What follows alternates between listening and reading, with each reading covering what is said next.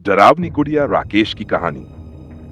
यह कहानी राकेश की है, लेकिन मैं आपको इसे राकेश के दृष्टिकोण से समझाने जा रहा हूं। राकेश ने जो अनुभव किया उसे उसी के शब्दों में बताने की कोशिश करूंगा। तो चलिए राकेश की नजरों से इस कहानी की शुरुआत करते हैं। बचपन की कई यादें धुंधली हो चुकी हैं, लेकिन एक चीज आज भी मेरे जहन में वैसे की वैसे बसी हुई है, वो गुड़िया और उसके साथ जुड़ा खौफनाक सच।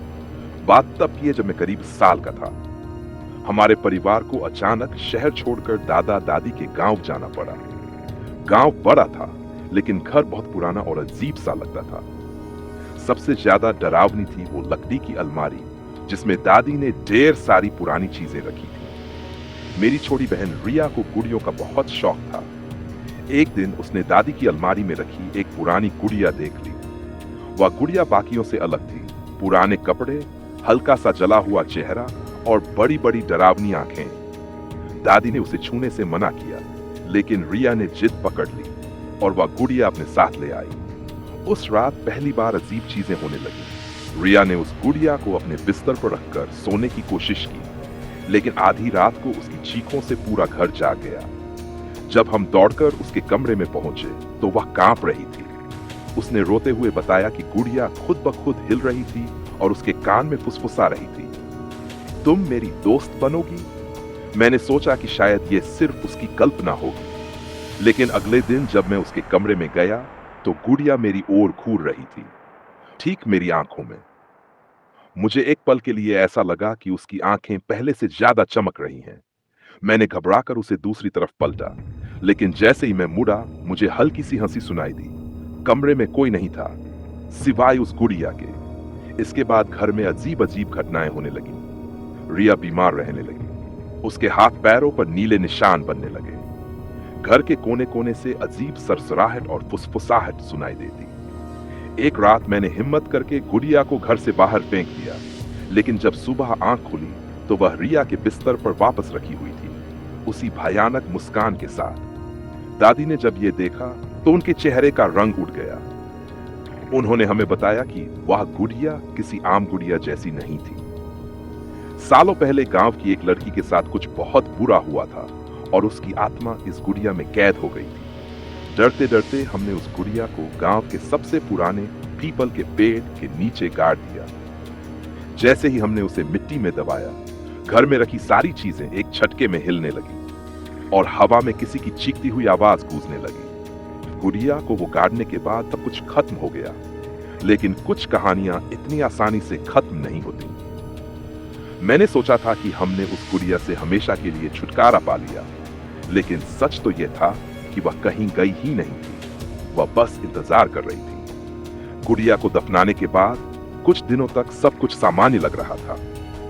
रिया की तबीयत बेहतर हो गई थी। घर में अजीब घटनाएं रुक गई थी और मैंने भी अपने दिमाग से इस भयानक घटना को निकालने की कोशिश की। लेकिन एक रात सब कुछ फिर से शुरू हो गया। गहरी रात थी। मैं अपने कमरे में लेटा था। अचानक मेरी नींद खुली, लेकिन पता नहीं क्यों मुझे किसी अजीब चीज का एहसास हो रहा था। पूरे कमरे में अजीब सी ठंडक थी और ऐसा लग रहा था जैसे कोई मुझे देख रहा हो। मैंने धीरे धीरे करवट बदली और जैसे ही मेरी नजर कमरे के कोने पर पड़ी, मेरा खून जम गया। अंधेरे में कोई खड़ा था। मैंने ध्यान से देखा और तभी चांद की हल्की रोशनी में उसकी परछाई साफ दिखने लगी। वो एक छोटी लड़की थी और उसके हाथ में वही गुड़िया थी। तुमने मुझे यहां क्यों छोड़ा? आवाज सीधी मेरे कानों में गूंज रही थी, लेकिन लड़की के होंठ नहीं हिल रहे थे। मैं एक पल के लिए जड़ हो गया। ना हिल पा रहा था, ना चिल्ला पा रहा था। बस उस परछाई को देखे जा रहा था। और फिर गुड़िया ने अपनी आंखें झपकाई। हाँ, गुड़िया की आंखें हिली थीं। मैंने पूरी ताकत से चीखने की कोशिश की, लेकिन मेरे मुंह से कोई आवाज नहीं निकली। तभी लड़की की परछाई धीरे धीरे मेरी ओर बढ़ने लगी। मैंने जैसे तैसे अपने शरीर को हिलाया और झटके से बिस्तर से कूद गया। लेकिन जब मैंने दोबारा उस कोने की तरफ देखा, वहां कोई नहीं था। फर्श पर मिट्टी के ताजे निशान पड़े थे। अगली सुबह मैंने इस बारे में दादी को बताया। दादी ने कुछ देर मेरी बात सुनी, फिर उनका चेहरा गंभीर हो गया। बेटा, हमने सिर्फ गुड़िया को गाड़ा था, लेकिन वो आत्मा अब भी भटक रही है। मुझे डर से पसीना आ गया। मैंने हिम्मत जुटाकर पूछा, अब क्या करना होगा? दादी ने बताया कि उस आत्मा को मुक्त करने के लिए हवन और मंत्रों के साथ एक विशेष पूजा करनी होगी, लेकिन इससे पहले हमें गुड़िया को फिर से निकालना पड़ेगा और उसे जलाना होगा। क्या? लेकिन वो तो मिट्टी के नीचे है। हाँ, पर क्या तुम यकीन से कह सकते हो कि वो अब भी वहीं है? हम 4 लोग थे, मैं, दादी, पापा और गांव के एक बाबा। हम उस पीपल के पेड़ के पास पहुंचे जहां हमने गुड़िया को दफनाया था, लेकिन जैसे ही हमने वहां खुदाई शुरू की, हमारे पैरों तले जमीन खिसक गई।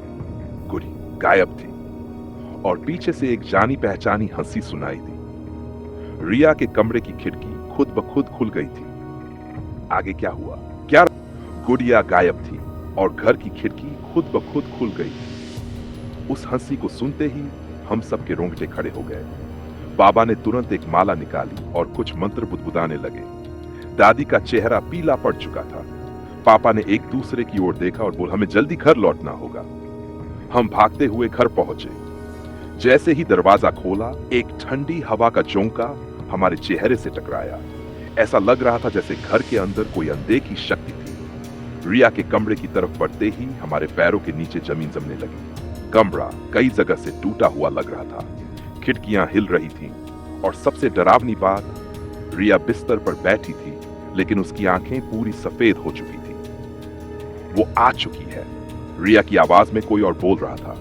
दादी ने तुरंत बाबा की ओर देखा, जिन्होंने छत से जमीन पर कुछ पवित्र राख डाल दी। रिया बुरी तरह कांपने लगी। तभी उसके हाथ से वो गुड़िया नीचे गिरी और खुद ब खुद हिलने लगी। गुड़िया की आंखों से खून जैसा कुछ बहने लगा। मैंने हिम्मत जुटाई और बाबा से पूछा, अब हमें क्या करना होगा? बाबा ने गहरी सांस ली और बोले, इस आत्मा को मुक्त करना होगा, नहीं तो ये हमेशा के लिए रिया के शरीर में समा जाएगी।